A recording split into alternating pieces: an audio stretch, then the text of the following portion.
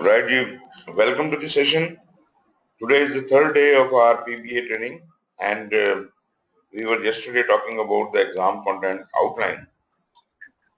Today we had to move ahead with the introduction of the standard of PBA business analysis, but we were left with a few things which I think you already knew about the examination scheduling.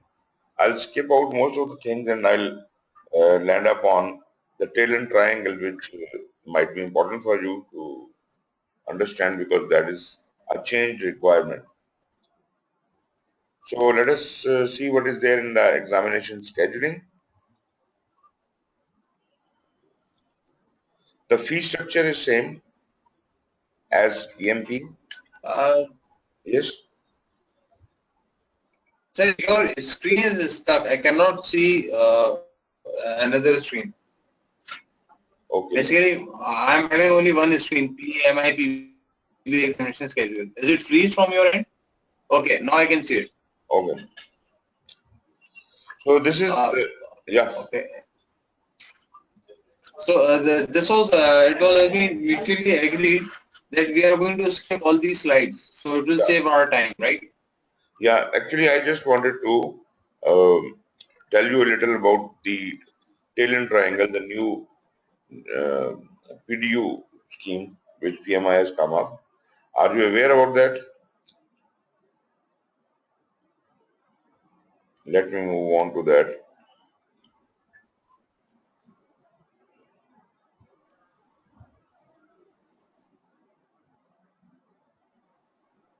Yeah, this is the PMI tail and triangle. Probably I did tell you that PMI has now started this new thing which is called PMI tail triangle, and in this they require all the certified professionals to be acquiring certain PDUs in each of these three areas: technical project management, leadership, and strategic and business management. So as far as the requirement for PBA is concerned, from technical side,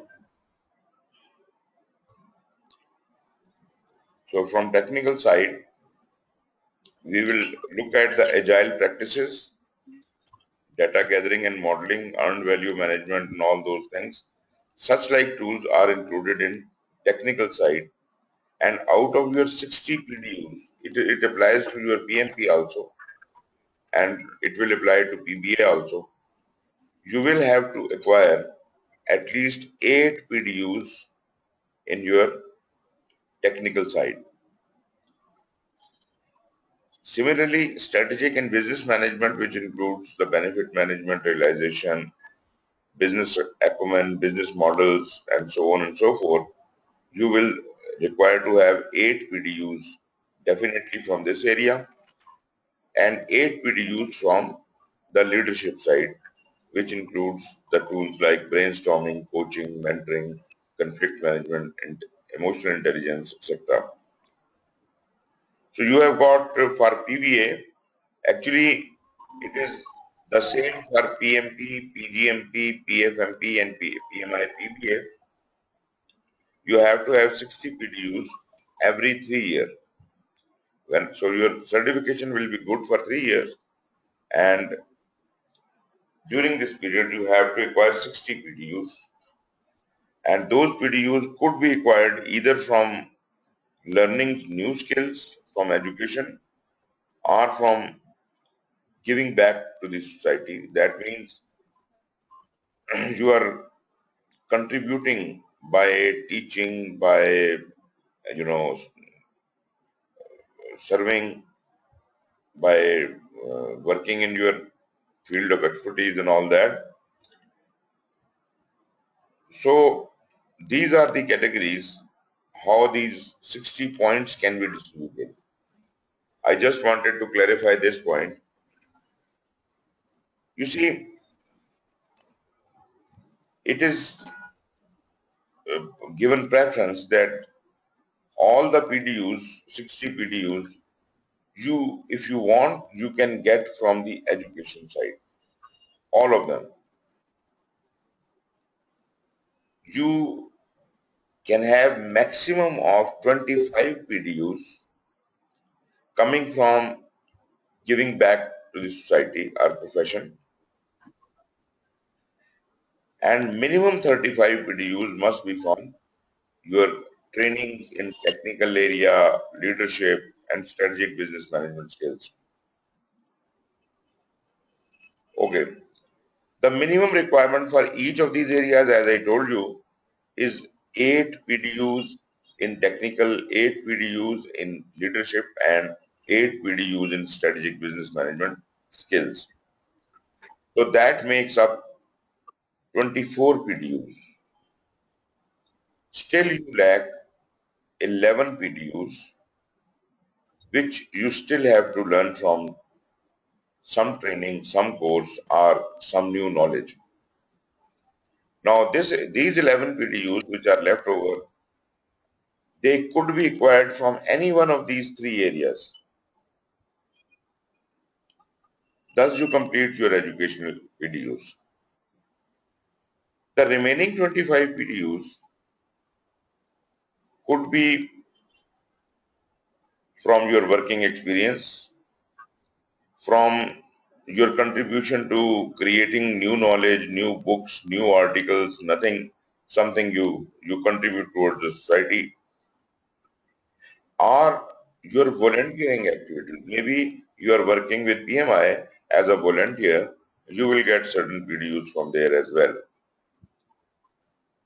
But they have now decreased the PDUs which you could get for working as a professional. Earlier, you could get 5 PDUs per year for your experience. So maximum of 15 PDUs could be received from your experience in the field for 3 years. Now they have capped it to 8 PDUs. You cannot claim more than 8 PDUs for your 3 years of working experience. Remaining PDUs have to be either from volunteering or from creating knowledge. You cannot get more than 25 PDUs in the category of giving back. But from the education side, as I said, the minimum requirement is 35 PDUs. But if you like, you can get all the 60 PDUs in the education category and none from the giving back category. So this all depends upon you how you want to do it. But it is very easy to acquire these PDUs in education category. As you must be aware about the website projectmanagement.com I mentioned earlier. Are you a member of projectmanagement.com? Yes, sir. I became a member of PMI-RMP. Have you ever attended a webinar there? Yes, sir.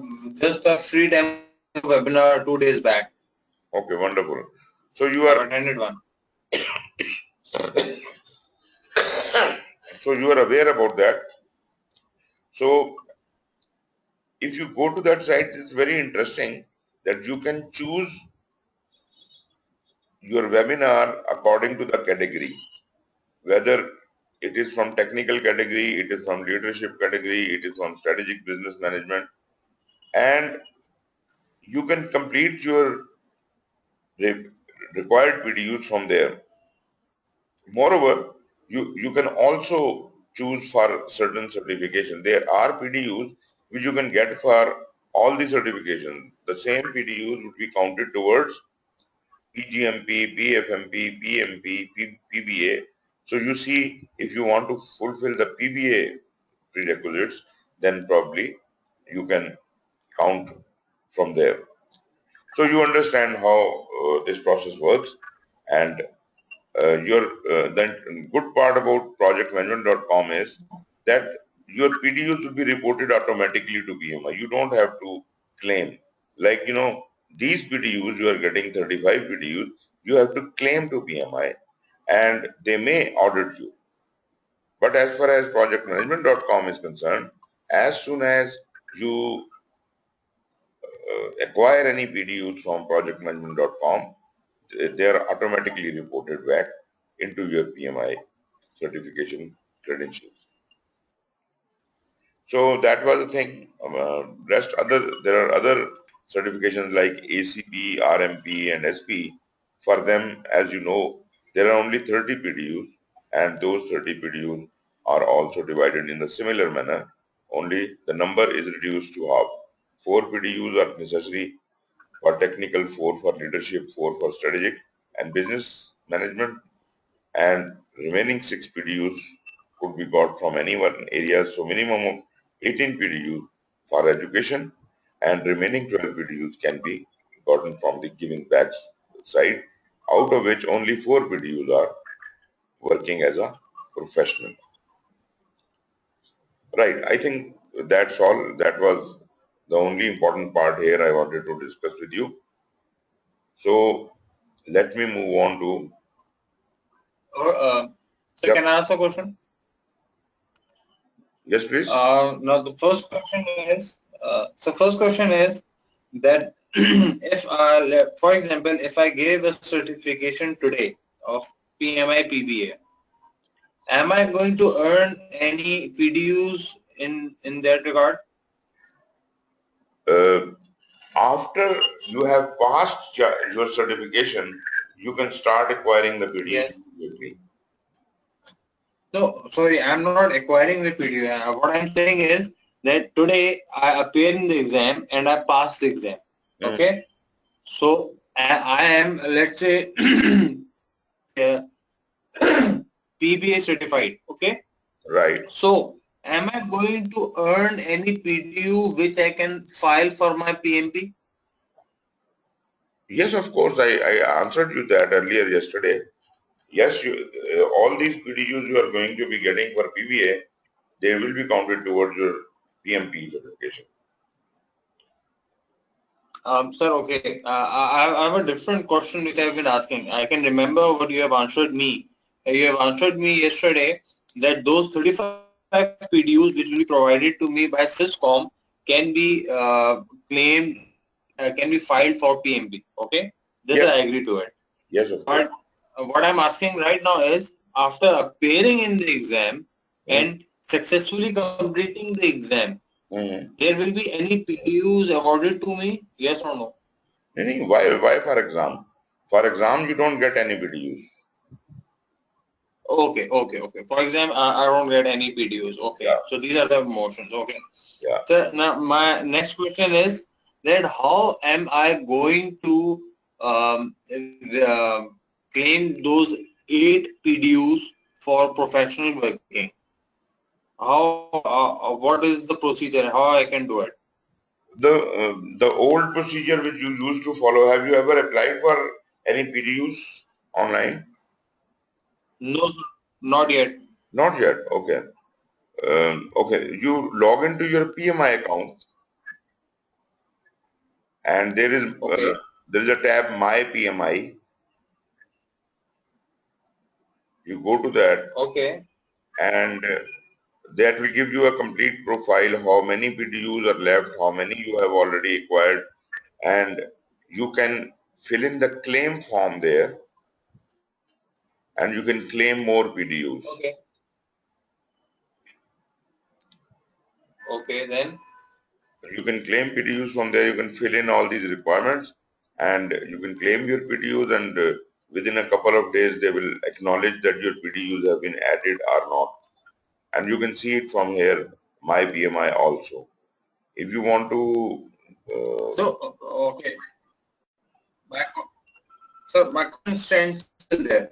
mhm, That what is the procedure for my, see, if I am getting training from project management to automatically credit my PDUs, okay? right, Am I right? right. Okay. So I've been working in an organization. So how am I going to say that I should have this much PDUs should be credited in my uh, certification. Okay. Let me show you how does it work. Let's go to the PMI website right now.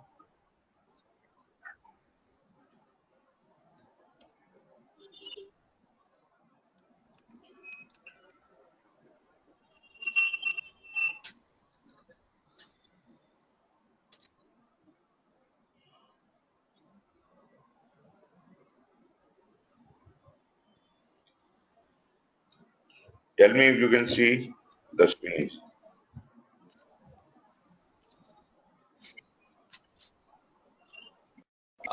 Yes, I can see your screen.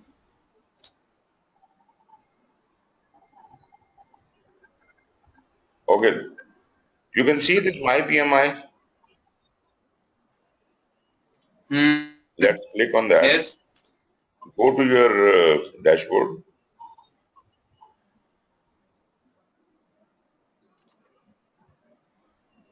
Okay, sir. I've been moving forward, so I am at the report PDUs, work as practitioner. Yes. Let me just show you. Yes. Sorry, I am not logged in. I have to log in first. So you can log in with your own account and you will be shown your status.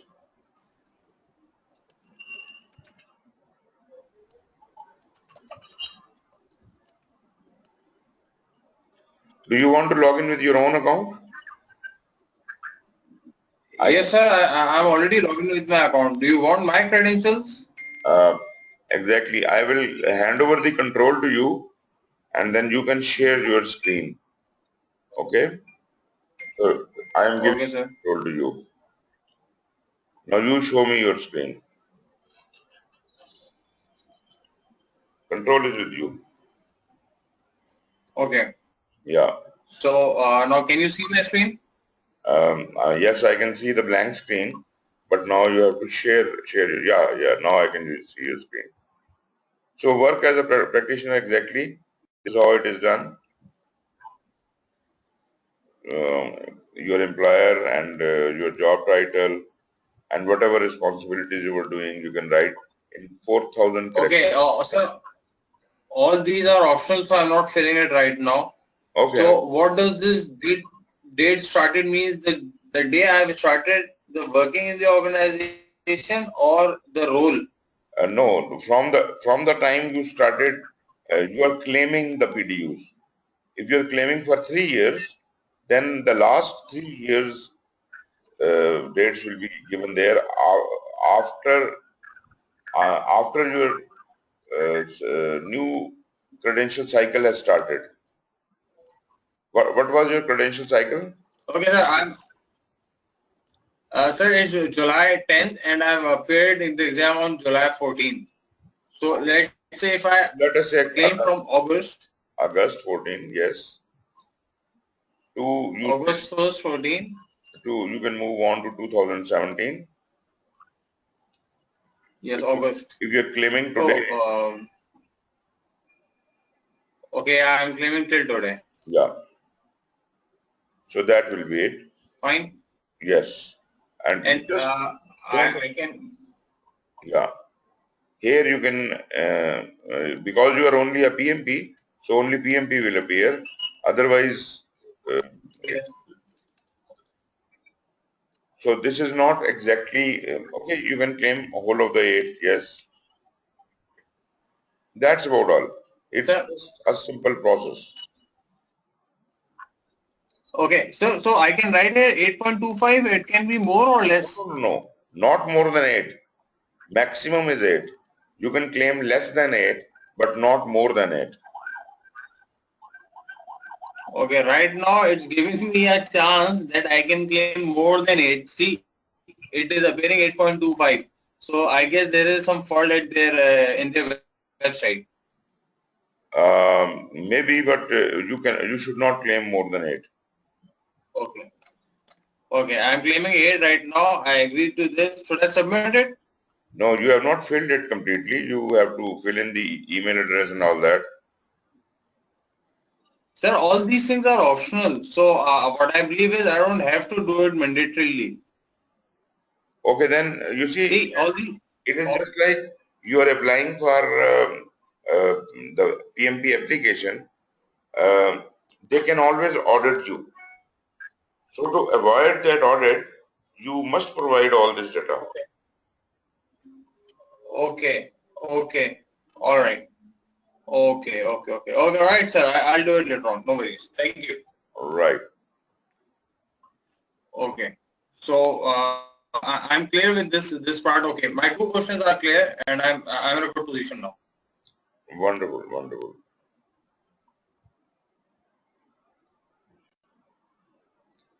All right. Let me.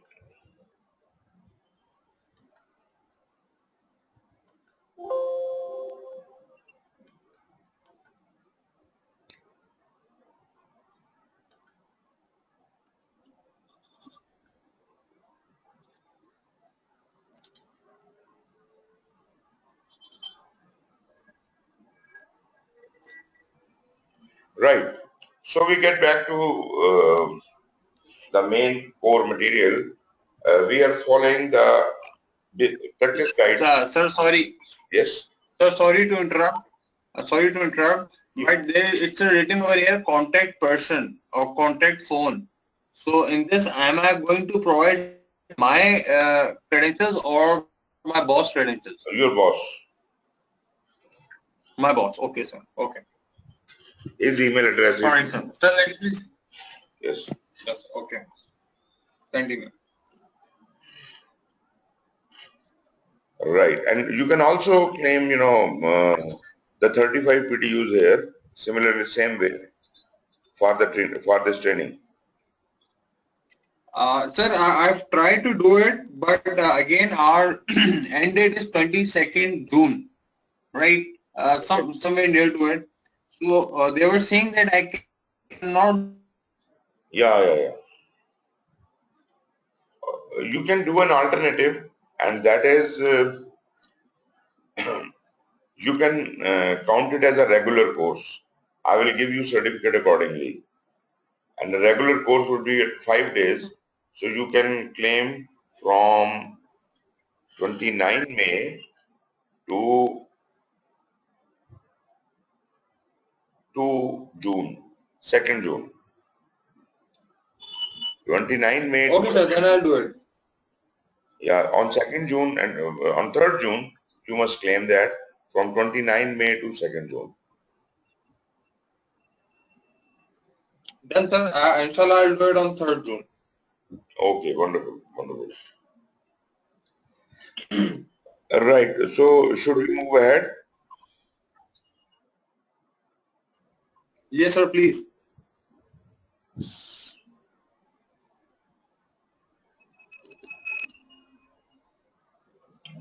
Okay, you must be able to see the screen. We are starting with the practice guide for business analysis. And first, we have the introduction.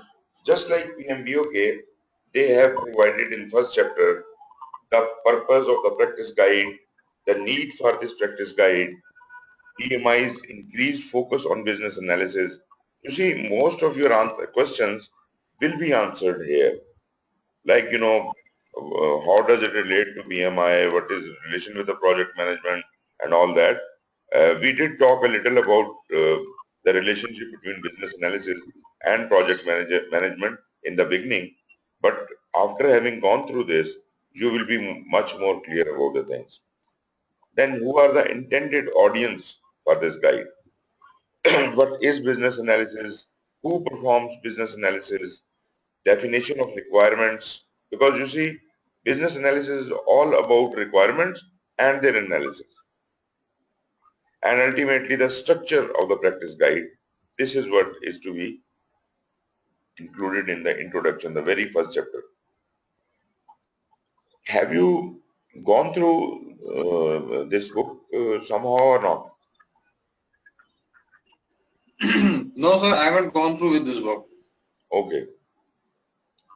Okay, to start, First of all is the uh, purpose of this practice guide. You see, this practice guide describes the work of the business analysis. What is business analysis? How does it happen?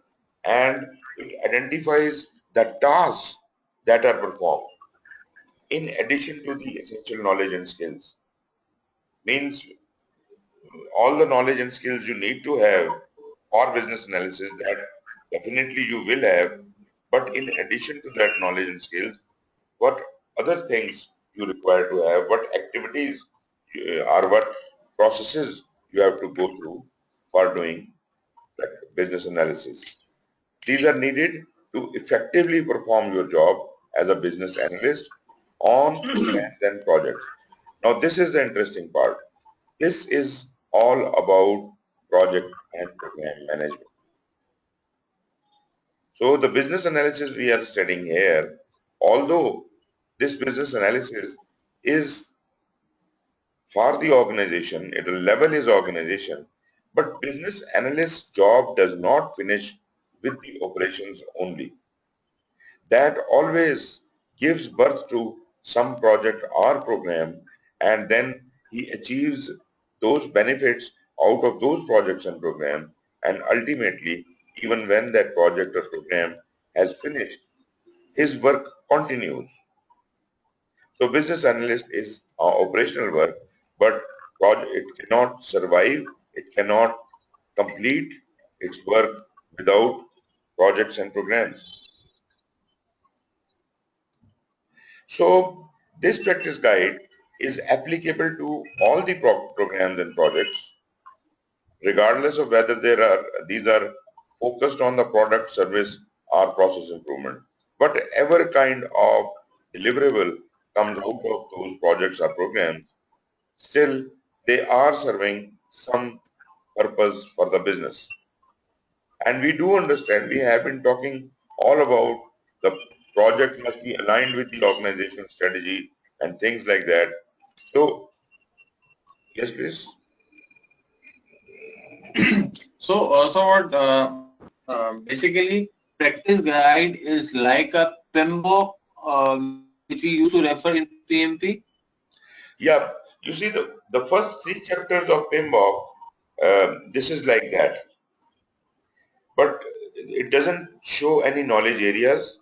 It doesn't discuss any detailed processes as such. So it just discusses a framework and an outline. That's why it is a practice guide. Otherwise, it would have been a standard. A standard will give you a complete, knowledge areas, processes, and everything. So this certification is comparatively easier in the sense that you do not have to remember all the inputs, outputs, and all those things. But at the same time, this is also tricky because you have to assume everything by yourself. That is exactly why I asked you to do study from BA, BOK and other sources, but don't try to remember their processes because their processes may not align with PMBOK. So for knowledge purposes, for understanding what is requirement elicitation, how it is done and all that, you may refer to any of the books. But for all practical purposes, the practice guide for business analysis and requirement management will give you enough data to prepare for your exam. All right. Okay. In this practice guide, the concepts and techniques described are implementation independent. So this is just a knowledge. You can learn it without even having practiced it. But at the same time, PMI does want you to have requisite experience. Now, there might be things here which you have never experienced before, even in your business analysis experience. And that is because people do not practice business analysis according to some standard. Now, this is a practice guide in front of you. You can understand it and then apply it to your daily life. It can be used to develop manual or automated solutions using any type of project lifecycle. So this one thing is to be established, that if you are doing business analysis, you are going to be involved with projects or programs. So this is not just a matter of doing the business analysis sitting on sidelines and you start assuming that you have nothing to do with the project, because projects and programs are ultimately the ways or means through which you accomplish your purpose of business analysis. So the purpose of this practice guide is to define what business analysis is and to demonstrate the practical application of the discipline. So this will align you into the right direction. This will give you how business analysis should be practiced, and this practice guide accomplishes a number of objectives here. I think you are not able to see the next slide. Yeah. So it provides a practical discussion of the work, business analysis work. It defines what the work of business analysis is and it relates to programs and projects. That is the most important point, that you must understand how and why business analysis is related to program and project management. Or for that matter, as you are already a PMP, I can say it is related to the organizational project management. Do you understand what is meant by organizational project management? No, sir.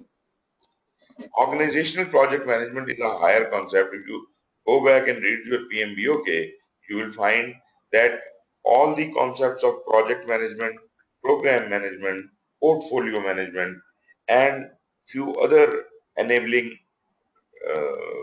processes joined together at organizational level are called organizational project management. Okay. Okay, then it discusses why this business analysis work is important. Because you see, when we are doing project management, although we are dealing with requirements, we are dealing with stakeholders, but we do not have the big picture which the business analyst has. So these two roles of the business analyst and project manager are almost complementary to each other. Although we do understand that a project manager can survive without a business analyst, or a business analyst can also probably survive without a project manager, but the most effective relationship would be that they interact with each other. You see, if a business analyst thinks he has nothing to do with the projects, then he would most probably be involved in the initial working of setting the project up, getting the project. Uh, I think there is a noise. I have to mute you for that, and you can raise your hand later. Okay. So I was saying, if a business analyst thinks that he has nothing to do with project management or program management, then probably he would be,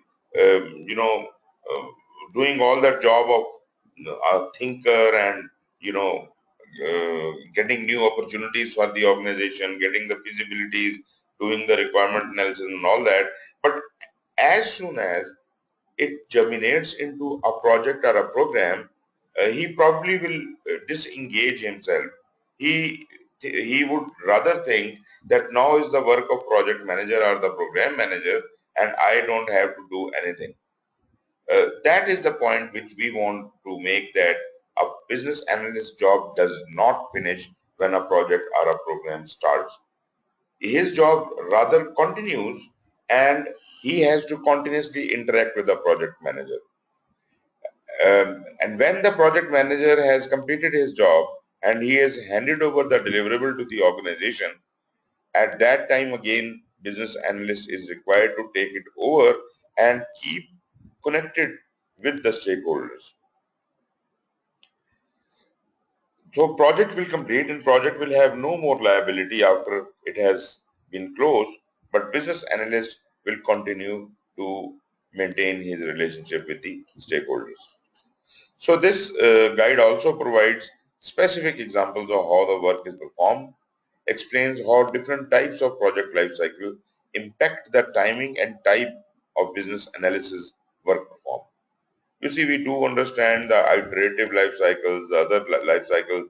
So these life cycles do matter on basis of the type of the work we are undertaking, the business analysis work we are undertaking, that will be impacted by the project life cycle. Rather, I would say that when business analyst is developing his solution, he would probably be suggesting the project life cycle. Although the selection of project life cycle will remain the responsibility of the project manager, but he can always indicate or suggest what kind of life cycle is required to fulfill the stakeholder requirements.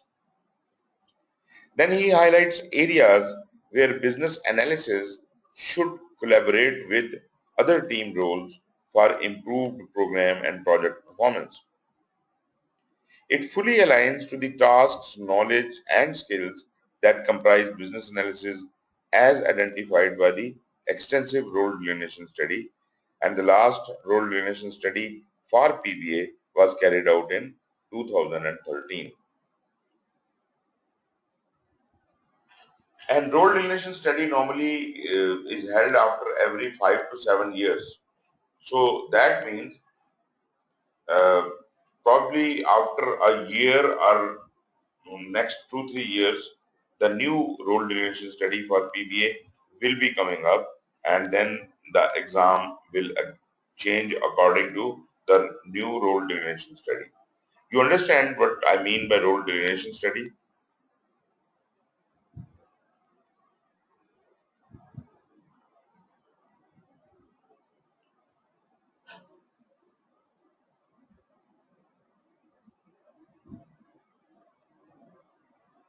Okay, Yes, I understand. right, wonderful. Okay, then we have the need for this practice standard or this guide.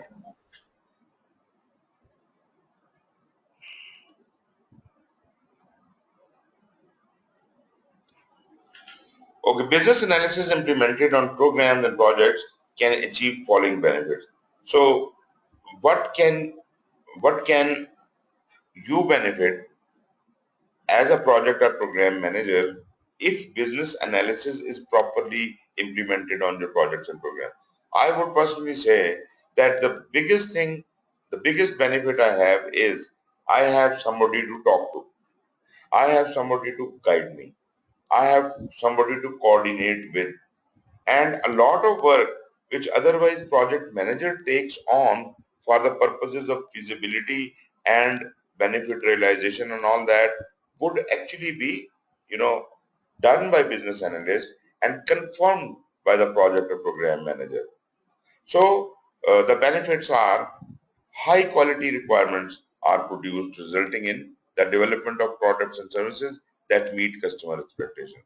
So even before the project was conceived, the detailed requirements have been worked out by the business analyst, and because his job was only doing the collection of requirements and analyzing them, so he did a thorough job. Now, if nobody does that kind of job and the project starts, then you have to do all that job because these requirements will not be inherited to you. Now, when these requirements are properly done by the business analyst, you can be quite comfortable that he would have catered for everything which is required to be done in the project. Ji, yes, please. Hold on. Yeah. Yeah. All right. Sir, say if project started and there's a change requirement during the project, that is going to be entertained by the project manager. Am I right? Yes, yes. Okay. So For that change requirement, who is going to do the requirement analysis or this requirement gathering? Now, you see, the things will be much more easier now. Um, if there is a change within the project, that change would go through the project change control mechanism. But if that change relates to the requirements, then you naturally are touching the requirements which have been done already by the business analyst, and business analyst did only the high level requirements. When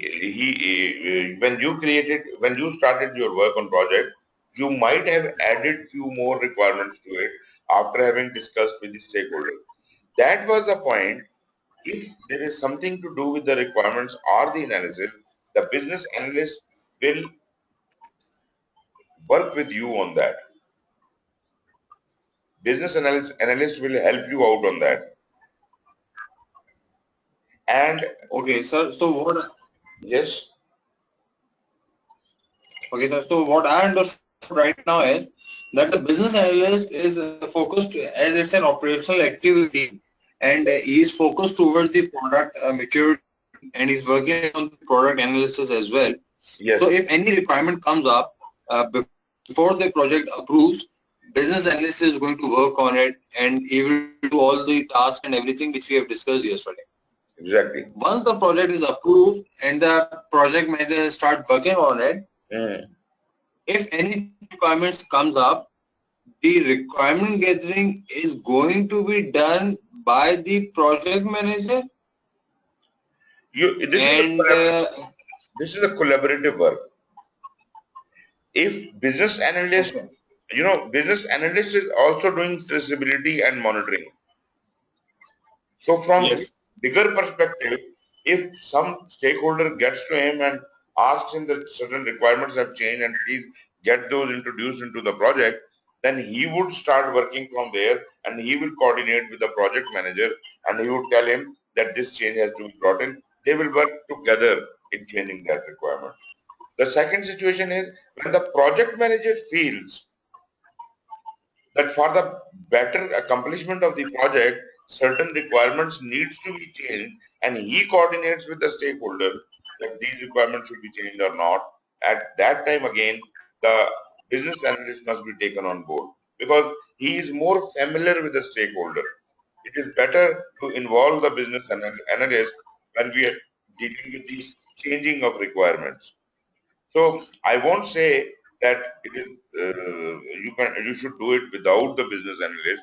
You should get him involved. But this is the mutual responsibility which has to be collaborated and coordinated.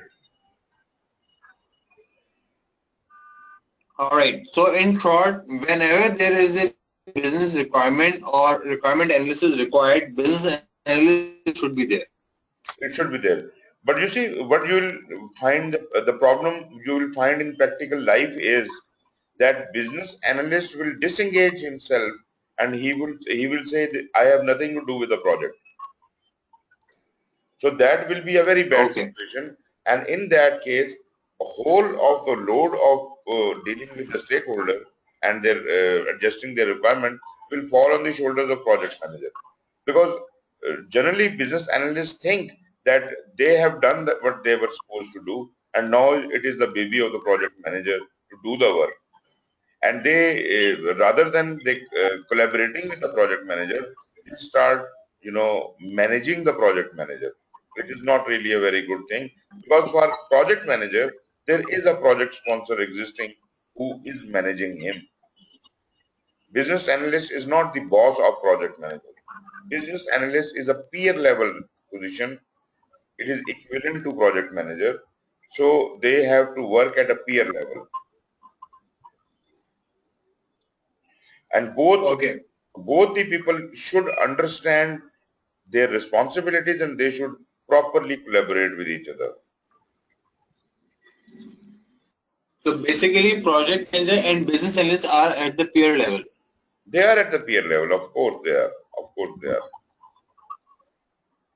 So Okay.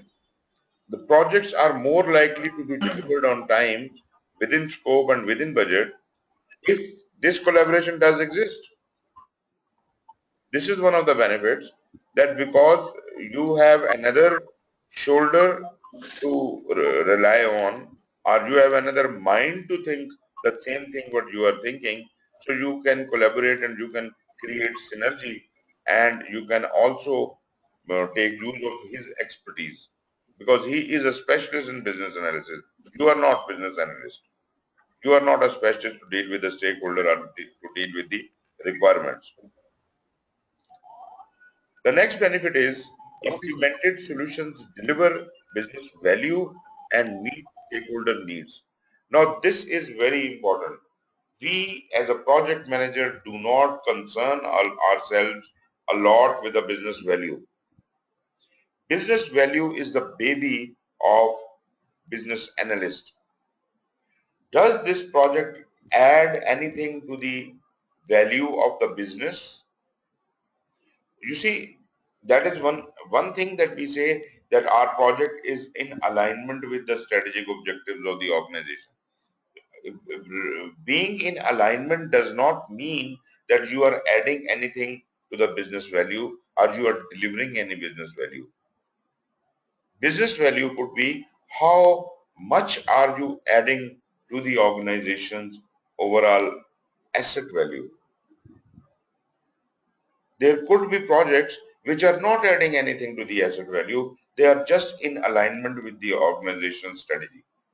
Business analyst is more concerned about that whatever initiatives we are taking, they are not only in alignment with the organization's strategy, but they deliver some business value as well. Rather, they add to the value of the business. And at the same time, the stakeholder needs are also balanced, are also looked after, and naturally, who will understand the stakeholder better than the business analyst, because he is the person who is dealing with them for such a long time and at such a close quarters.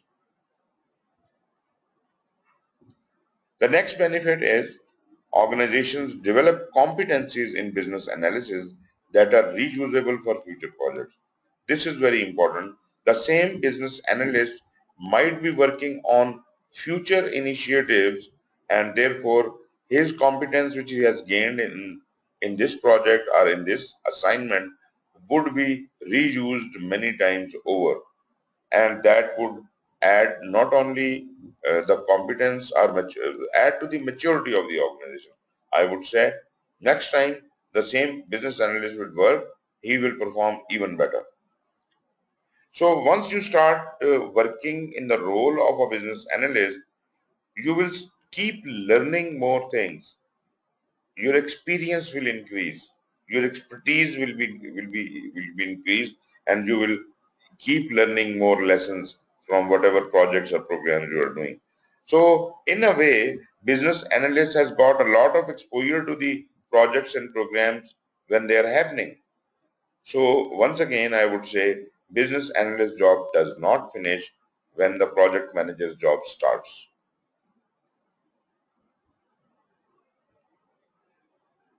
Okay, then is non-integration results. Business analysis, if not integral to the project work, there's a report, PMI report of 2014, they said in 12 months it resulted in, just look at this, 64% of completed projects successfully met their original goals and business intent. The chances of project success had greatly increased.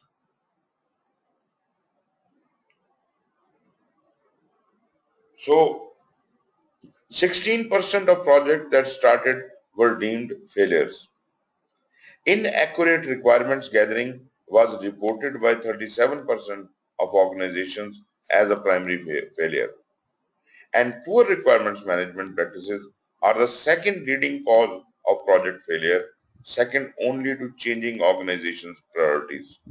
So what do we understand from this? You see, the common problem in an organization is that we are not certain what we are doing, and we keep changing the requirement. So that is a given. But the that is not really in our control, although we do try to control it, but that is not really in our control. But what is in our control is to have accurate requirements, and that becomes the primary failure of 37% of the organization, because we do not pay much attention in gathering of requirements. You give me an example when you are you are getting a new job for the organization, you are looking at a new opportunity for the project, for the organization, you are creating a business case. How much detail do you go into the requirements of that? You know, you see a contract in the newspaper and you feel that this should be done without doing any homework. We just place our bid into it. I don't say that we don't do any homework at all, but we try to do only the high level work, high level requirements, and we leave it to the project manager. If that contract is awarded, then project manager will deal with it. He will do it somehow. So that means the requirement gathering was inaccurate. That was not to the appropriate level of detail which it should be. And if it is done in that detail, the project is going to benefit a lot out of it. So this report concludes that organizations continue to experience project issues associated with poor performance of requirements related activities, as I was just explaining to you. Requirements management accounts for significant portion of the work performed within the business analysis. Although in project management we say that we will have a process of collect requirements, but this is just one process out of 47 processes, and these 47 processes are for the project management. So what is the level of importance we are giving to the requirements here? Our main importance is the project, not the requirement, and we are relying on a lot many things on the requirements we receive when we are given the charter to start the project. And naturally, we refine those requirements. We confirm those requirements. Yes, that is the job of the project manager, but thoroughly putting them together before the existence of the project is the job of the business analyst. Organizations with mature business analysis practices are dramatically improving the probability of project success, because project is related. If you have got good requirement analysis, then it is the probability of success of the project is greatly increased. People consider it a costly effort that you are putting in so much money and effort into the business analysis, but that actually repays. That actually repays in the shape of more chances to succeed in projects. And definitely that is going to be a big advantage for anyone. So what PMI has done is, PMI commits to address the project problems identified through this research. And that was a research based on which PMI has come up with this certification and these standards. Practice guide, which is developed to help the industry address project related issues associated with the requirements and the business analysis. It is providing resources needed to help organizations successfully complete more of their critical initiatives. So, as I said earlier, that will take off a lot of load from project manager's shoulder. He would have somebody to consult with, to collaborate with, as far as the requirements and their analysis is concerned. PMI's business analysis initiative is based on extensive market research, and only after having this research properly carried out, they have introduced this standard or this guide as well as the certification. It provides a better understanding of how to improve business analysis practices on programs and projects, and it will lead to more tangible business outcomes. will help organizations exceed customer expectations. Now the customer can have confidence that I am in safe hands. I am dealing with people who are professional, who know their job.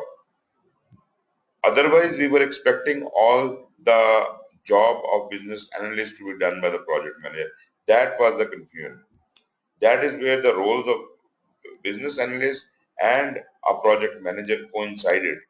And we started assuming that the person who has done the business analysis should be the same person doing the project manager. Or for that matter, there is no business analysis done and straight away based on some broad outline, broad requirement gathering, you have started a project.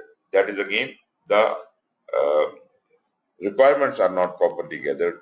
Then project manager has a lot of responsibility, not only to complete his project, but to fix the requirements all the time. So, as we have already seen that PMI has increased its focus on business analysis. So, the requirements was a concern with PMI.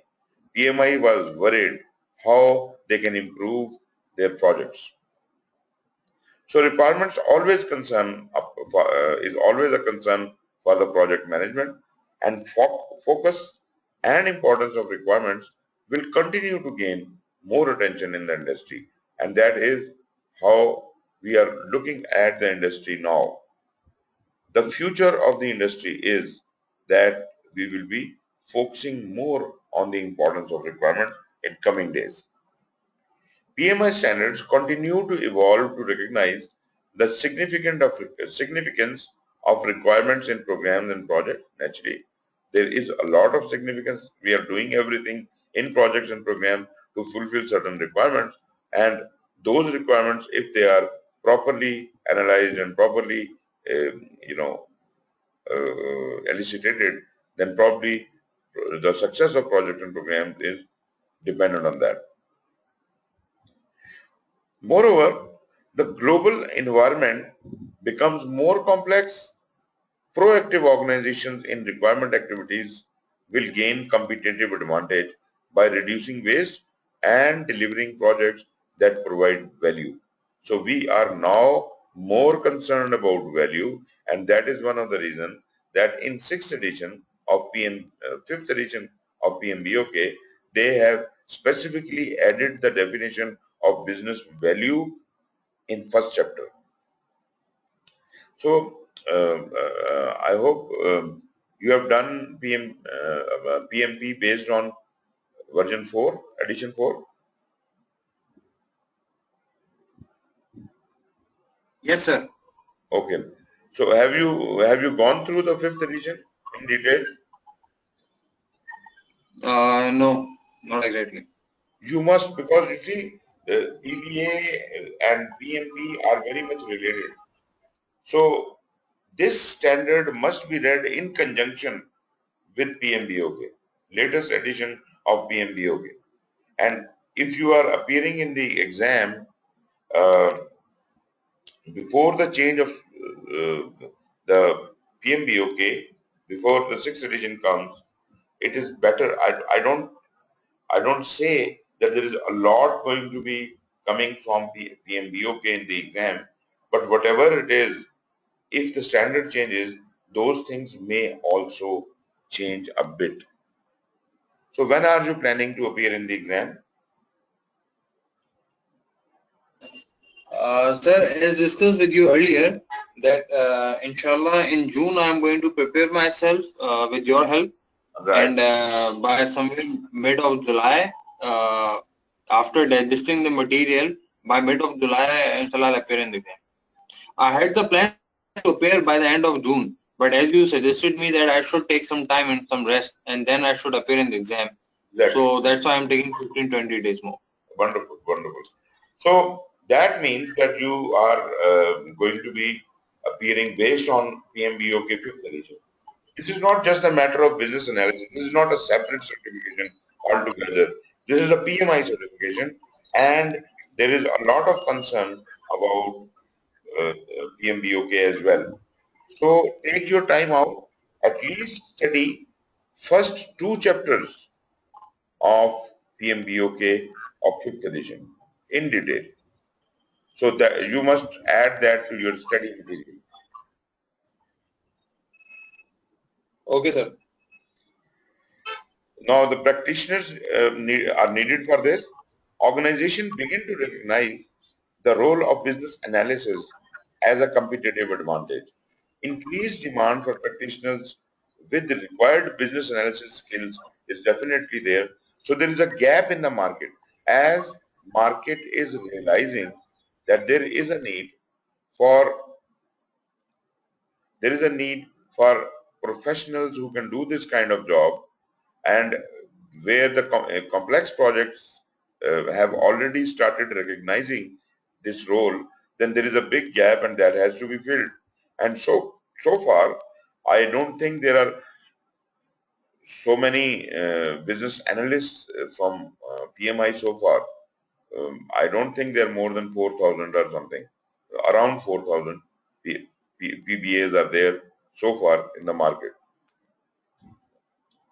Uh, I don't know. I'm not really sure it is 4,000 or what, but the number is not really very high. So there is a lot of opportunity of getting jobs in this category, as you are already aiming for that. Business analysis jobs predicted to increase 19% by 2022. Growing need for professionals to acquire skills needed to fill these critical positions. But at the same time, this is a very good move that being a project manager, you are moving on to the business analysis role, because these are the peer roles and you will have a lot of, harmony, and you will still be in touch with your projects. Your project management knowledge will still be able to be used even as a business analyst. So if you are a PBA and a PMP, you are a double-edged weapon. You could be used on either of the positions and you know the intricacies of both.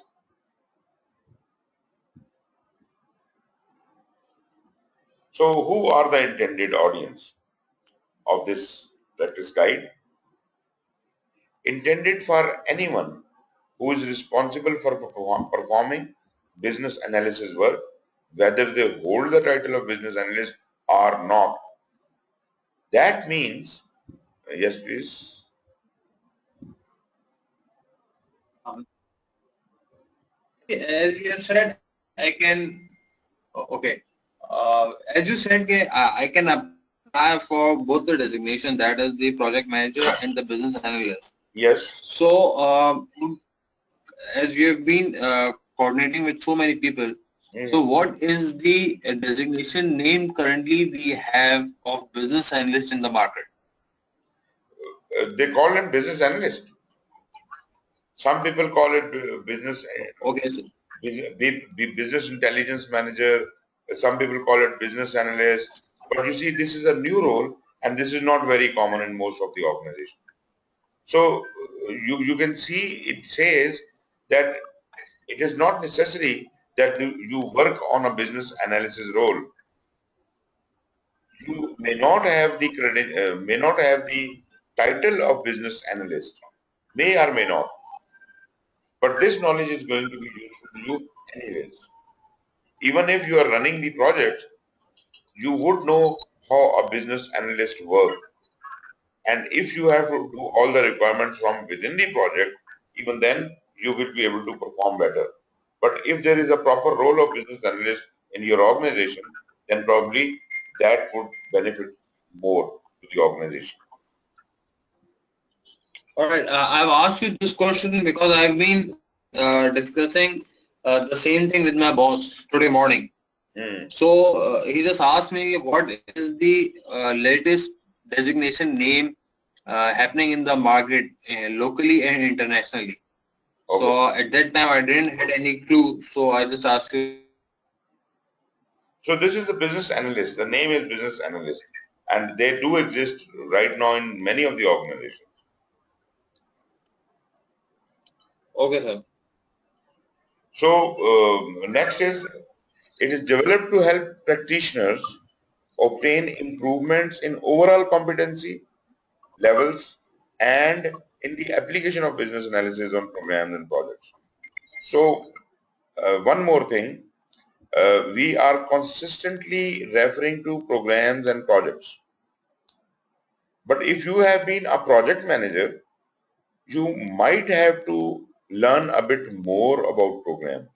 Again, when you study PMBOK 5th edition first chapter, most of your doubts will be clarified. Although it was there in the 4th edition as well, but 5th edition explains it even better. So don't focus only on projects, but also on programs. Rather, if you ask me, I would say a good project manager should have enough knowledge about projects, programs, and portfolios. I mean the whole 9 yards, the organizational project management. This is something you must understand completely. And if you carefully study the first chapter of PMBOK 5th edition, you will have no doubts about it. Moreover, this chapter of business analysis also will address most of those things. Most of those things.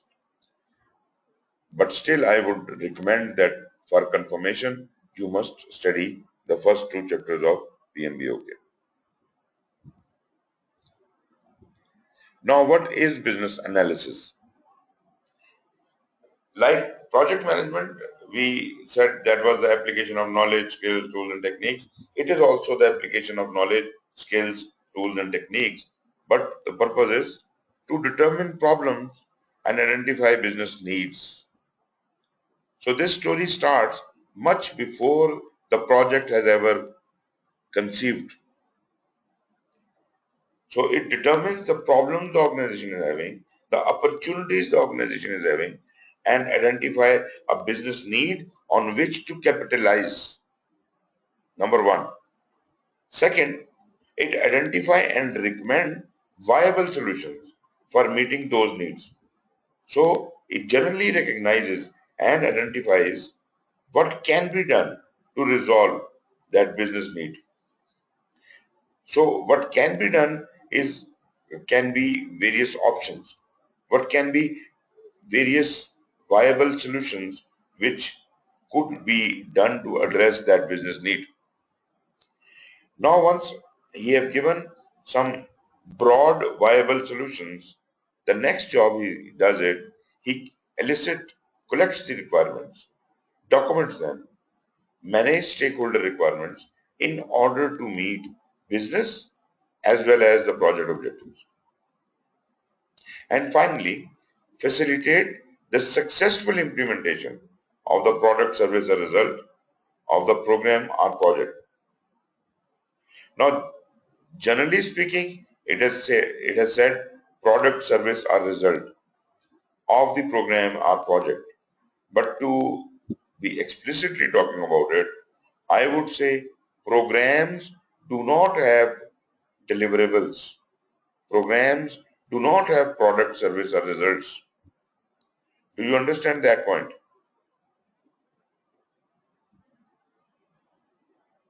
No, sir. Okay. What what does the program have? What is your Uh, what do you feel? okay. Program is a combination of multiple projects which is of similar nature. Of similar nature, right? And what should be the output of a program? Number one, output of the program should be the organization goal, towards the organization goal. Correct. Number two, yes, please. You see, projects are also doing that. Projects are also aligned with the organizational strategy and organizational goals. Then what is so different about the program? Uh, Program is, yeah, I've stated it earlier. So right now, I think what was the objective of the program, output of it. Okay, right. I agree with you to the extent that a program contains projects. Those projects are to be coordinated and they have to be mutually accomplishing a certain goal. But that certain goal is the goal of the program. All the projects within a program are aligned with the strategy of the program, and program itself is aligned with the strategy of organization. So the individual projects within a program do not connect directly with the organizational strategy. Programs, Okay, sir. I got the point. yeah, programs have their own strategy.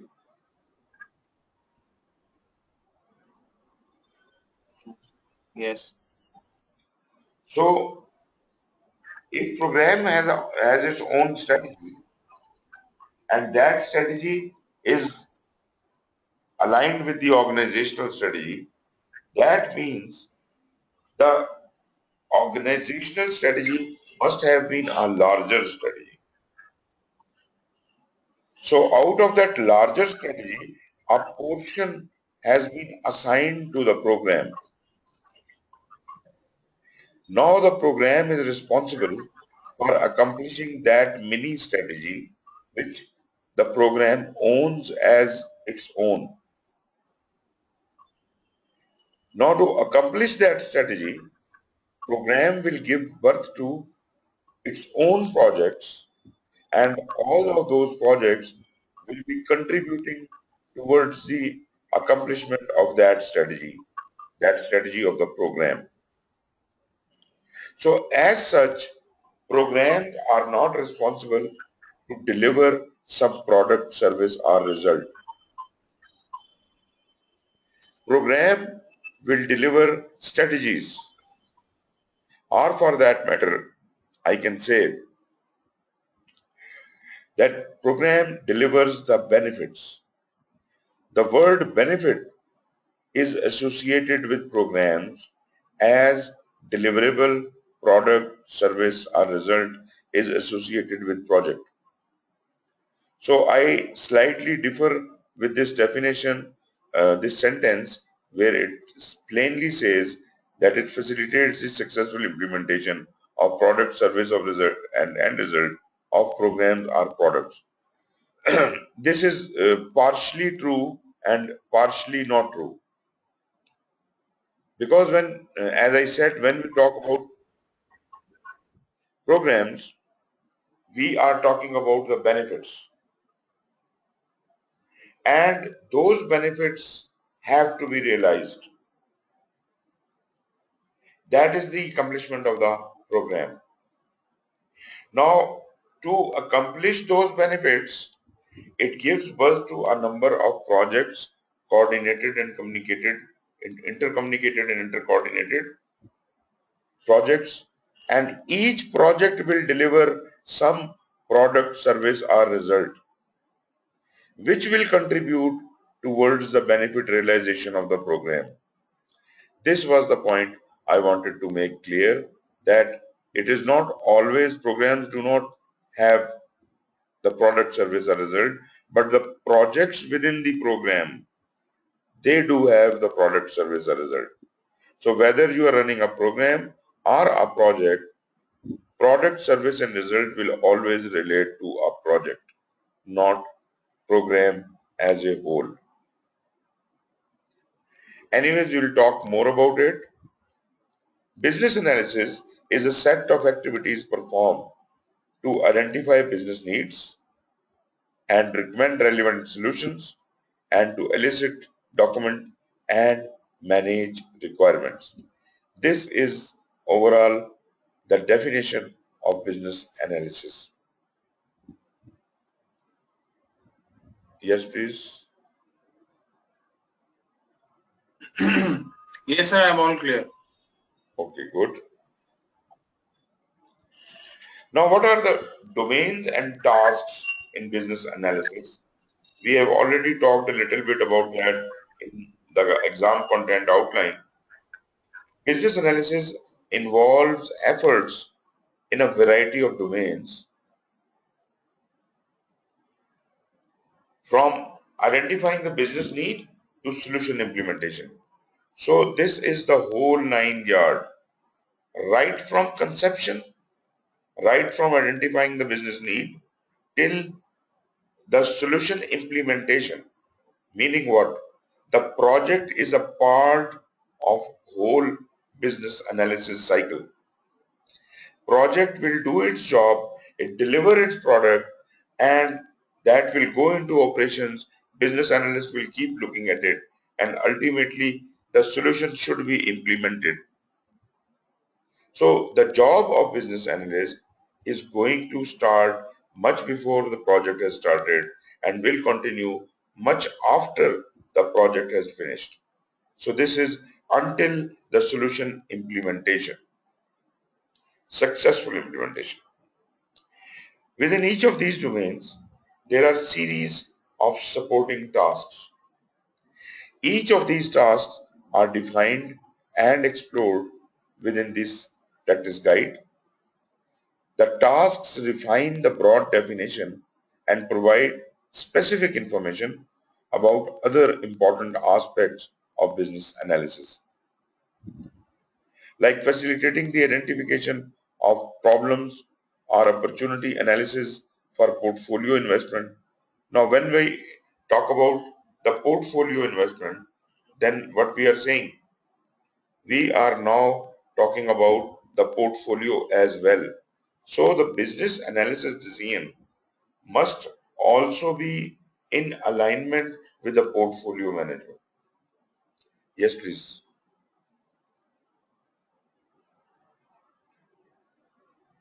You want to say Sir, I'm something? all good. Okay. No, I'm not saying. Okay. So portfolio management is also important here because business analyst has to be looking at the portfolio investment. Business needs would actually germinate out of the portfolio investment and the direction portfolio is taking. So the knowledge of portfolio management, or at least the introductory knowledge of portfolio management, is also required. Then understanding the business environmental context and constraints. The organization exists in an environment. What are my constraints? What can I do and what can I not do? What is the context in which I can play my game? And then analyzing those requirements, verifying those requirements, and ultimately evaluating the various options you have for solution. So much before the project has started, business analyst has not only analyzed and verified the requirement, he has also evaluated the various options. So if you look at it closely, you will find out that pretty much business analyst has already provided you an approach to adopt in your project.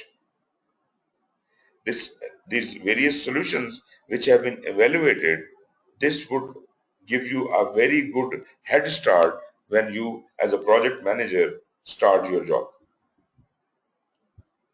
Together, all these domains and the tasks that are performed within them provide a thorough definition of business analysis, and we will be uh, dealing with those domains and tasks, and they are exactly the same what we studied in the ECO.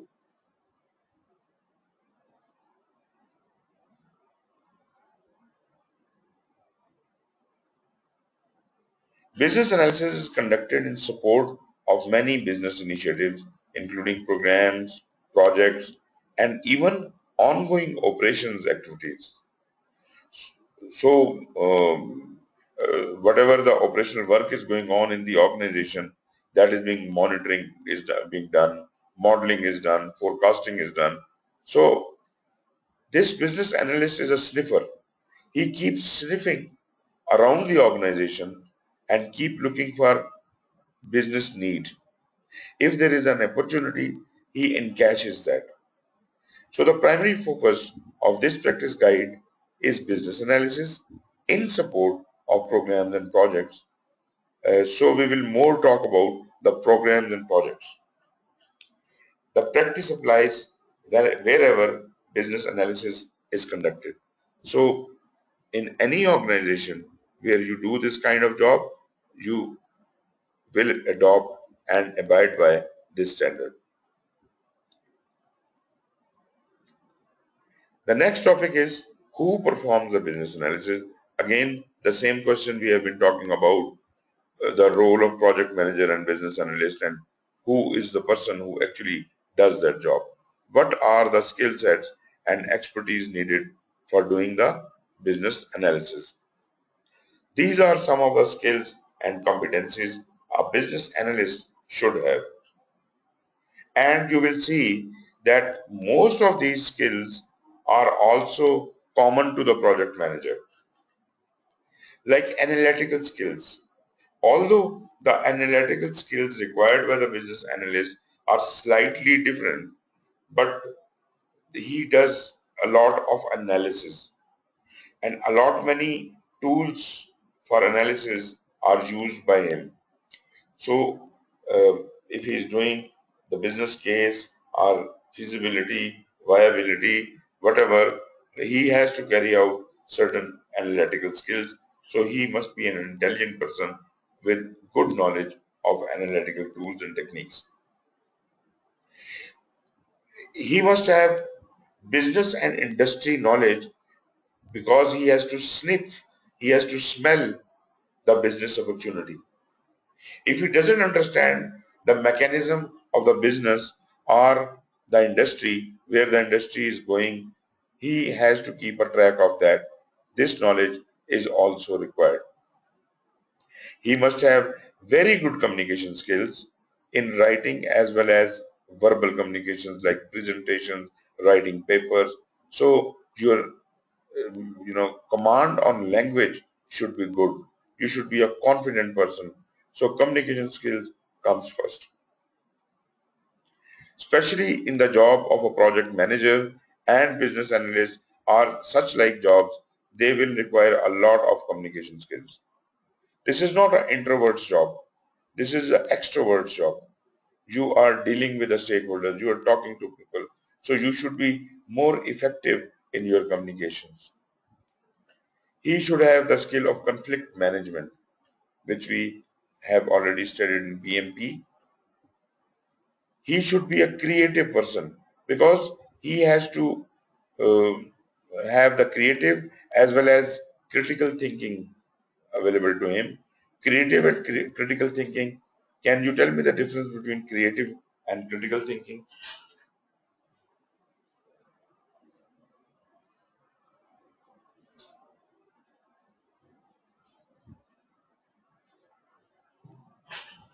Sorry.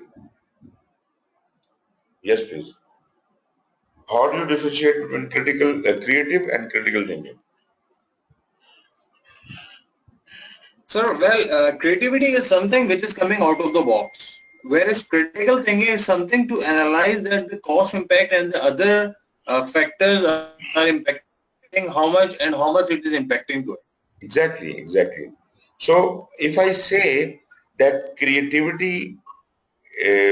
creativity does not use logic and critical thinking uses logic, then what is your opinion on that?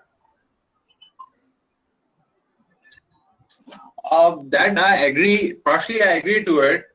Some creativity needs to be somehow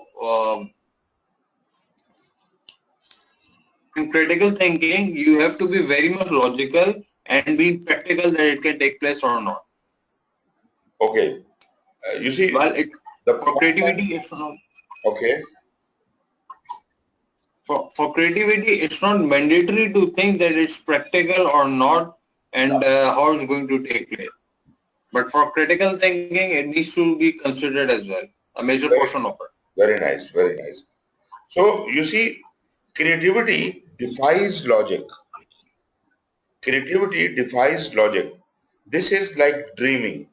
This is like being an artist or a poet.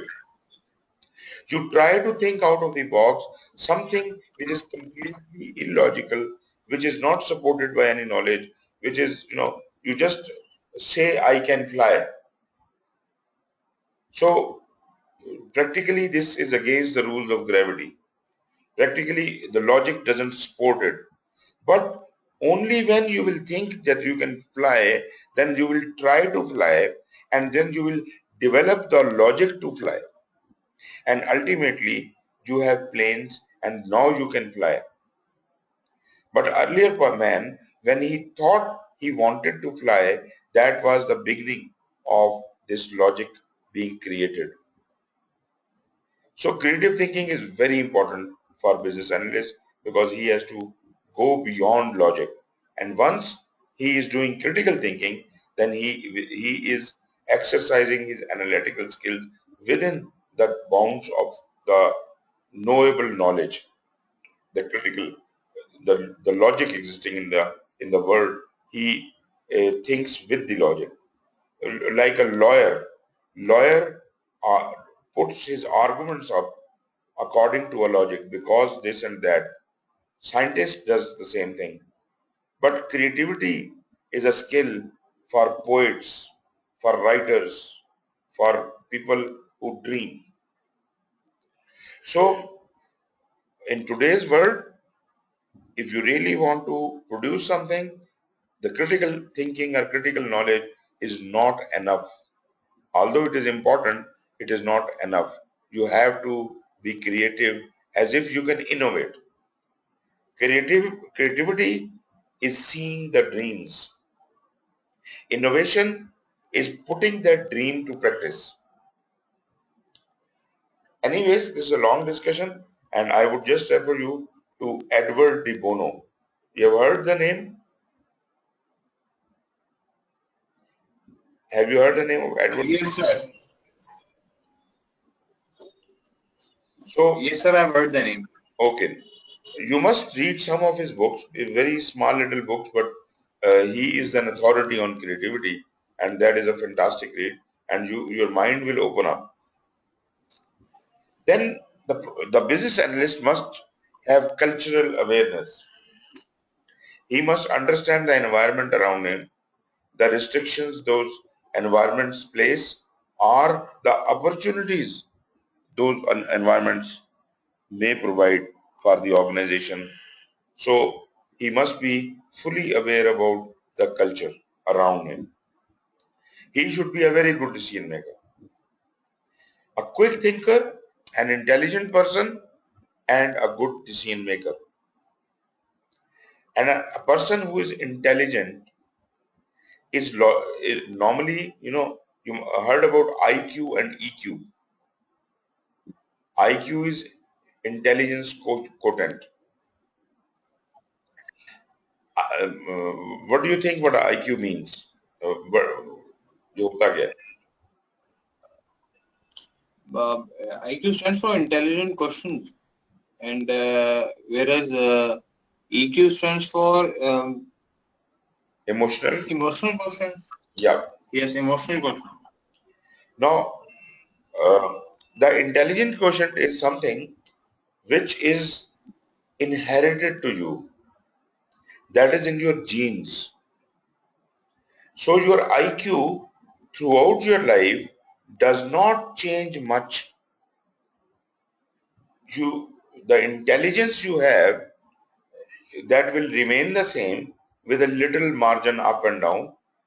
But emotionally, you can groom yourself according to the cultural needs and the surroundings around you.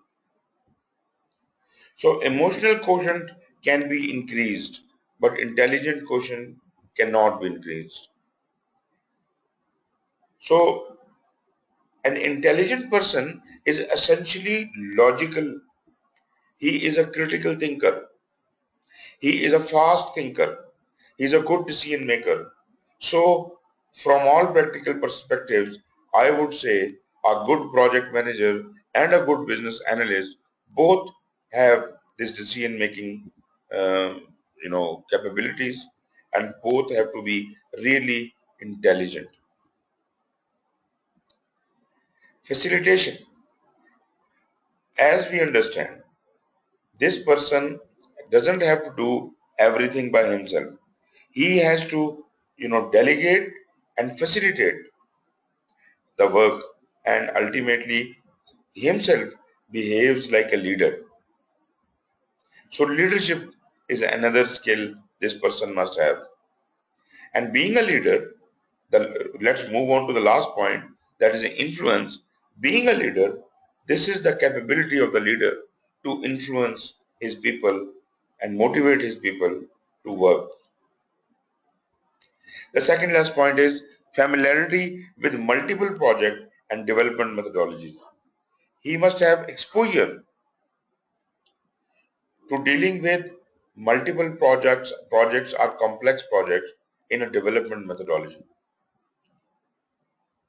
So these are some of the skills and competencies a business analyst is supposed to have, and more skills could be the issue management skills, leadership skills, learning skills, negotiation skills, organizational skills, political awareness, presentational skills, problem solving, systems thinking, technical awareness, and ability to work effectively in a team environment, including virtual teams. Let me discuss the system thinking. What do you understand by system thinking? So, what do you mean by systems thinking? Yeah. Okay. For me, system thinking is like the behavior of an application or the system, how it is going to work, and what is the role and responsibility of that system, and how see, I'm coming from a software background, so for me, systems are the one which needs to perform some particular task with some expected output. So I have to Right. this is how we make a complete solution. How do you do system thinking? Do you let your computers think for you? We brainstorm ourselves. Okay. If you want to learn more about system thinking, I would refer you to a book named The Fifth Discipline. The fifth, Sir, can you please repeat? I'll just write it down in the chat window.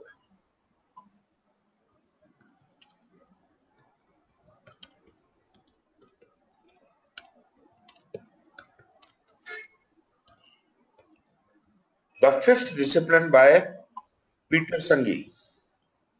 Okay. You see, when we talk about system thinking, it is thinking at the organizational level, not at an individual level. Every organization has systems.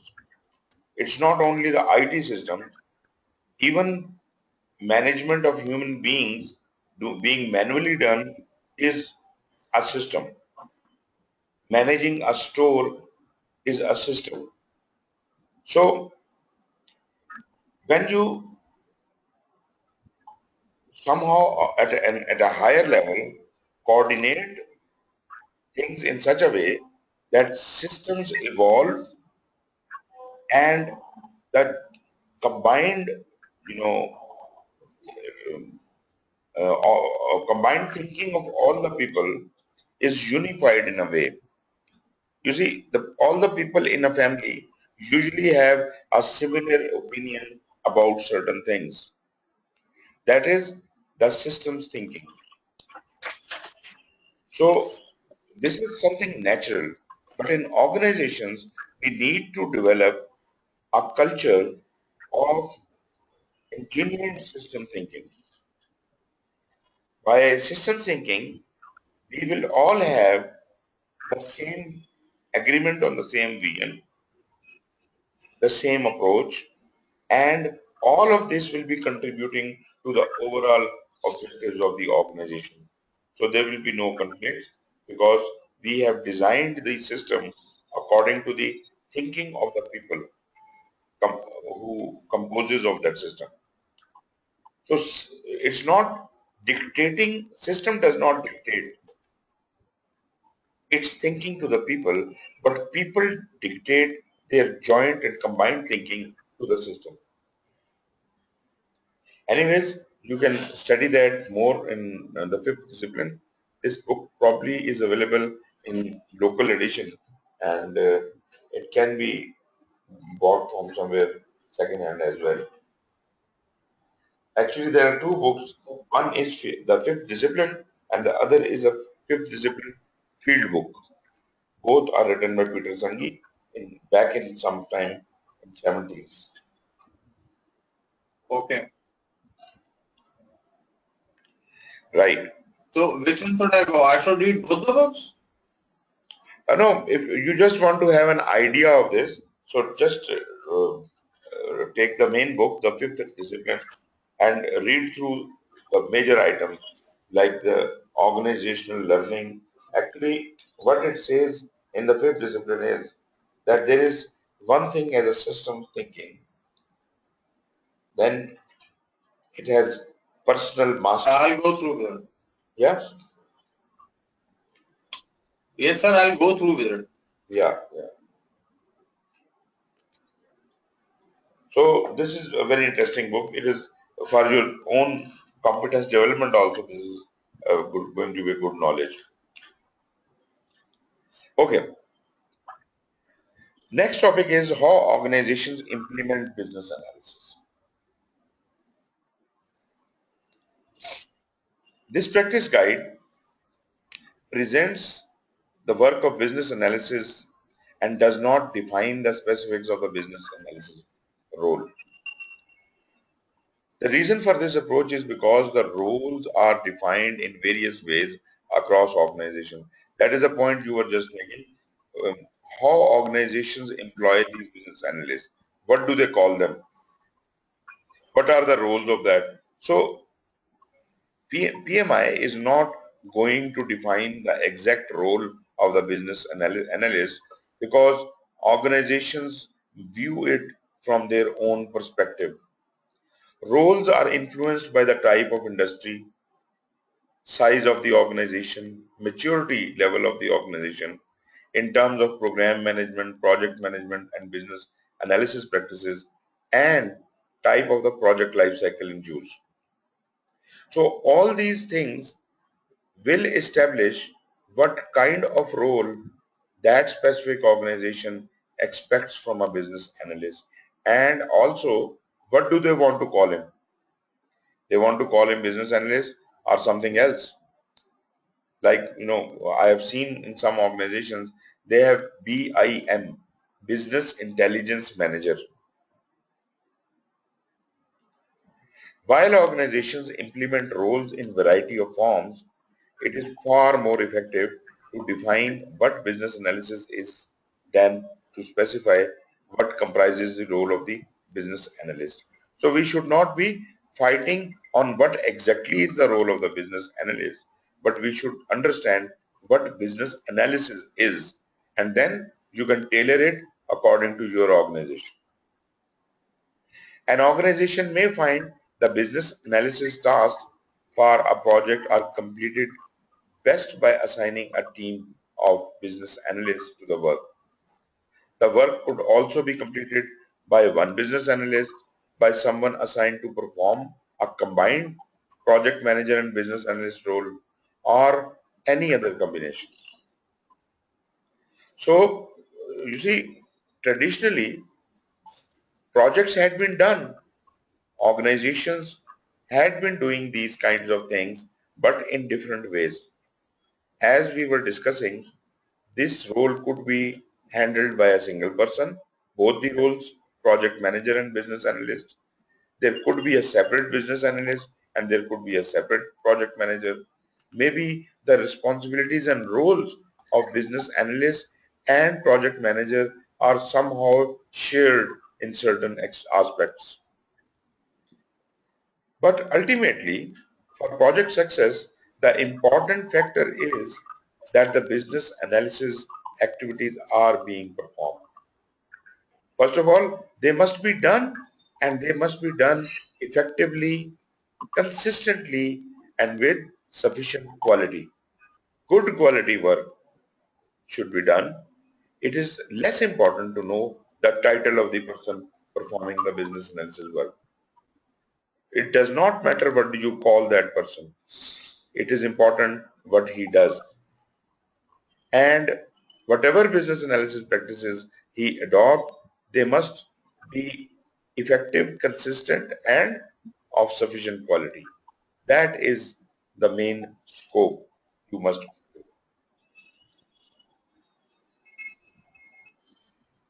So if you just want to talk about various roles these business analyst plays, he could be a HRD member, he could be a business architect, and okay, he could be a business intelligence analyst, as I mentioned, business intelligence manager, business intelligence analyst, business process analyst also, business subject matter expert, data functional operational or user experience analyst, enterprise business analyst, product manager or product owner, project manager also could be a business analyst, requirement software requirement or system or value engineer, requirements manager. So probably this slide will help you establish what exactly is the name of your business analyst. What do you want to call him? Has it been All clarified? right, sir. Yes, I got it. These are the different names of a business analyst. So you can show these names to your boss and tell him whatever you want to call me, give me that name. But I think business analyst itself is a very good name. Okay. The relationship between project management, business analysis and other roles. This is again, we are talking about how they relate to each other. Project manager and business analyst serve in critical leadership roles on programs and projects. This we understand. When they work in partnership and collaborate effectively, chances of success are much higher.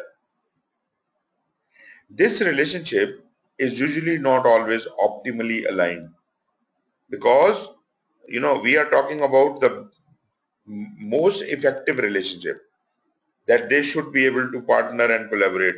But naturally, these are two different people, there are two different roles, and ultimately there are going to be some jagged edges and they may not agree on certain points. So this relationship is usually not always optimally aligned, and there must be an effort that they must be optimally aligned. There is a division between these two roles which usually occurs. Instead of working in partnership, they work independently. That is the problem we have. In most of the cases, the business analyst role is existing in the organization, but he thinks his responsibilities are completely operational in nature and he does not concern himself with talking to the project manager.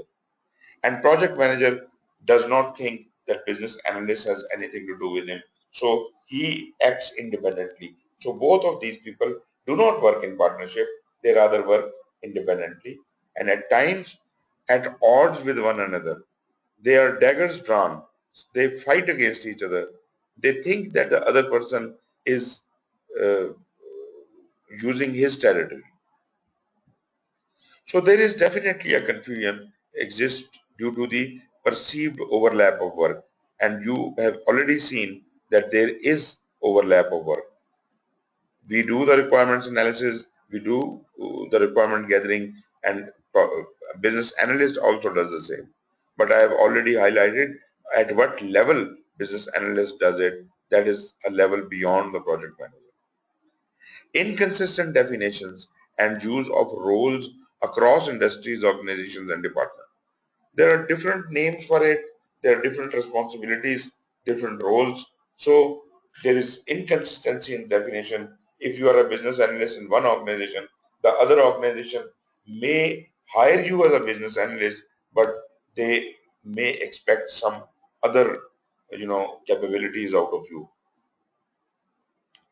More business analysts are being employed by those valuing business analysis. Those organizations who have some awareness about business analysis, they are the people who are more likely to hire the business analysts. The points where they can collaborate, this practice guide is intended to clarify these roles through the use of the collaboration point. So you will find that throughout this standard, it will be indicated that this is a point where they must collaborate and they must collaborate this thing here. So this way you will understand the collaboration points. These visual callouts are intended to emphasize areas where collaboration between project manager and business analyst is important and critical to the project success. It explains the areas of perceived overlap and how the work is similar but not the same. Both are maybe doing the same job but in a different level of detail. Collaboration points are also used to call out opportunities for business analysts to work together with other roles in support of programs and projects. Okay, I think we should leave it here and we can continue from here tomorrow. The need to build the relationships. Although we have got just, I think, few topics left. But anyways, what I can do is I can finish the 1.6.4 and we can leave at 1.7. So let's go through these 2-3 slides. We talked about collaboration, the benefits of collaboration between project manager and business analyst. It provides greater understanding of the work performed with business analysis. So when you collaborate and you interact, then you have better understanding with each other and explaining how it is essential to the overall work of the project. Business analyst will be able to convince you how the job he's asking you to do is more important for the overall benefit of the organization. When these two guys are not in sync, there are tangible and intangible impacts on the project success. Lack of synergy and project inefficiencies can occur. Critical work is overlooked and duplicated. Stakeholder is totally confused. Whom should we be talking to? Project team fails to operate at an optimum level of efficiency. So taking actionable steps to bridge the gap between these two roles should provide impacts to the project performance and ultimately organizational success. That is one of the reasons why these two roles are identified to be synchronized, and there has to be a synergy in these two roles. So that's it. We will finish here and we can start from here 1.7 definition of requirements from tomorrow onwards. Any questions? Yes, sir. Can you please repeat this point, collaboration points? Collaboration point. They will come later. Yes, slide number 35. He just introduced Last point. Last slide. So, slide number 35.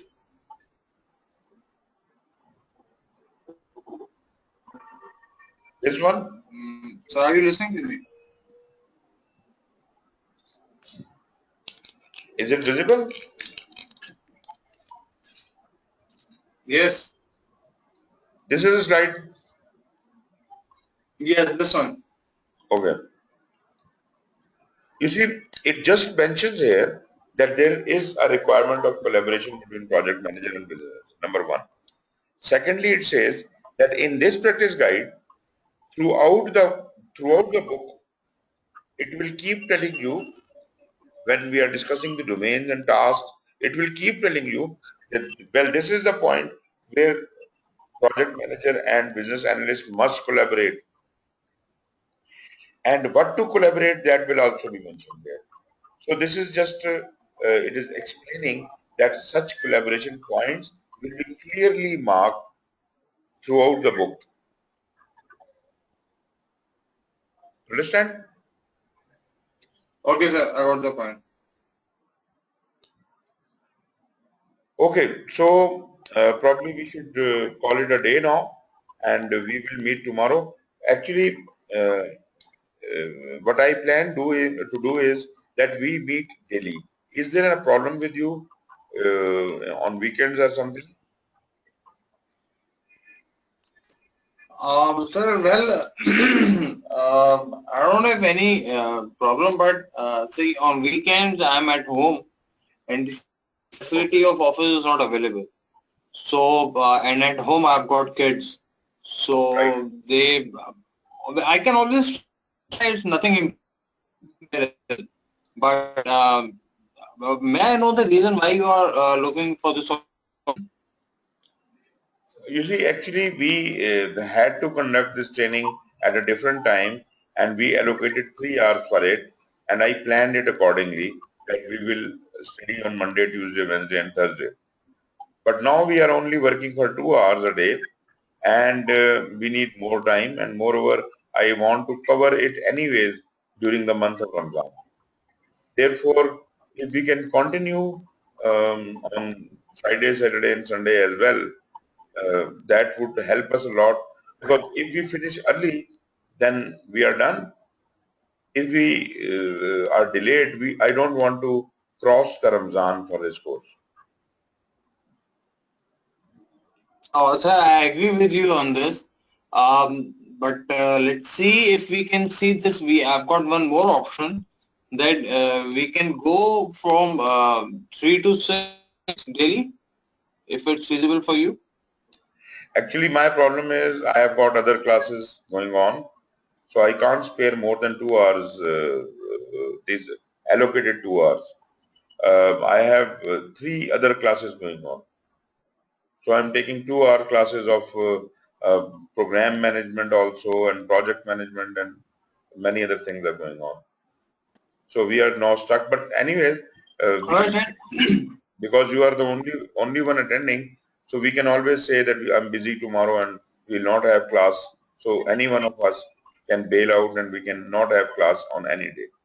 But otherwise, for all practical purposes, we will have class daily, uh, no matter it is Sunday or whatever. All right, sir. No worries. Let me see. I can find the possibility of having the class on Friday, uh, but the time will be different. Let me think over it, and I'll try to give my best shot to have a class on Friday, Saturday, and Sunday. Because I myself want to close this training, complete training in the month of Ramadan. Exactly. So think it over, and let us discuss it tomorrow. And if any of the days, if you feel that you are busy somewhere else, we can always cancel that day's class. That is no problem. Obviously, that I agree. And we can always work on different timings. What about on your schedule on Saturday or Sunday? Is it still the same? It is 100% filled, 100%. But what we can do is sometimes, if there is a need, we can start earlier, maybe at 2. We can think of it and we can work on it. I don't have any issues with that. Right. So anyways, we will decide on that, but are you generally satisfied the way we are going? Yes, sir. I'm truly sessions which we have conducted. I was evaluating myself yesterday. So far I am satisfied and things are going in a good shape. But with what I'm confused is that how am I going to prepare for this certification? Okay. Last time for the PMP, I've gone through with the Rita, and I have that exam, practice exam with me. But right now, Okay. I'm feeling a little blind because 40,000 or 30,000 for the book is too much for me. So Okay. that option is cancelled for me. Rest, I don't find any online. Do you have any online exams or something questions available so I can practice once I study the book? I will try to search few things, but there's a very less material available on business analysis. But naturally, I'll arrange something for you. That's great. Sir, so what about the book? It will be great benefit for me if you can arrange me this Rita book, PBA book, second hand or anything, any material. We will even have to buy that PBA book also. But if As well. the This was my task. the interesting problem is if I order only one book, I'll show you a invoice in which the book which I received was say uh, $80 and the the shipping charges were $85. If I order more books, Okay. then the shipping charges are less. But when I order more books, they hold them up in the customs, and custom charges then a big amount. So this is a big difficulty in Pakistan getting books because either the freight charges are high or the taxes are high. Both ways, ultimately we land up. You bought, did anyone bought PBA book from you earlier Not yet, in the past? not yet. Okay. We have to buy a new one. Because in here in Karachi, there's Urdu Bazaar. Mhm. So all types of books are available in Urdu Bazaar. I've checked the Urdu Bazaar, so PMI-PBA book is not available. CBAP book is available. It will not be available. So, Nobody in Pakistan has that. Nobody in Pakistan. so it's about, I said nobody in Pakistan has that book. okay. So I just checked with some people of mine. They are in US or Canada. Yeah, So they are coming in end of July. but then it So will be too late. again, my timelines are impacted badly. Yeah, yeah. Anyways, Asal, we'll think about it. yeah, I said that, yes, basically there is one thing. I have to travel in July as well. I have to travel to most probably to India. Okay, okay. You see, when I prepared for this exam, So there was no um, book. When I prepared for this exam, there was no book, there was no standard, and still we prepared and we passed the exam. So don't worry. You can try. basi- so basically I had a very hard experience in PMP. Uh, I failed twice in PMP, oh and no. then I finally, yes, I cope up with the third attempt. So that's why I'm a bit afraid that when I'm going to appear. Right. So the reason was very obvious because the preparation I did for PMP was too much, and I've studied for good 4 to 5 months. There Mm-hmm. was no problem with the preparation. Mm-hmm. The problem So I had a paper at 10 a.m. in the morning, and I was not able to sleep whole night. And I was so much excited going to appear Uh, in the exam. So during the paper, I start feeling sleep and I start losing my attention. So it happened twice to me.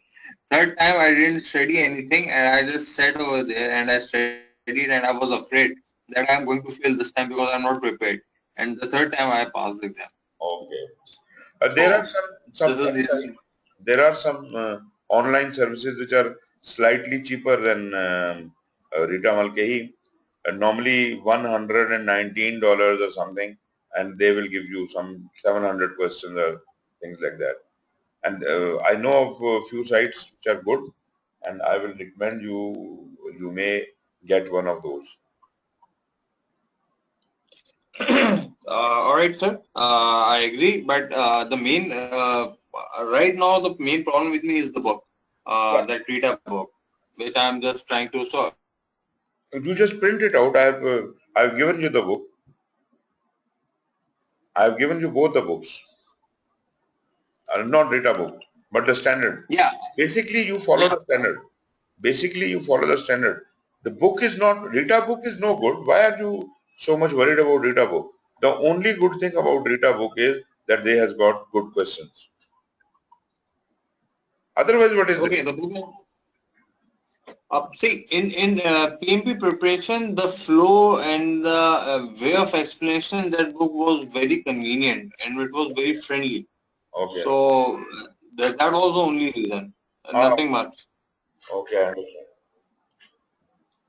Right, fine. Okay, we'll discuss it over, tomorrow. So thank you very much and take care. So I should refer to the books which you have provided me and should start Yeah, yeah. preparing accordingly. Of course, of course.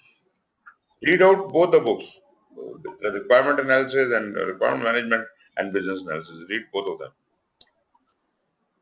Okay, sir. Okay, I'll start reading it now. Okay. Wonderful, wonderful. Okay. Okay, take care. Take care, Devi. Thank you, sir. Thank you. Allah Hafiz. Bye.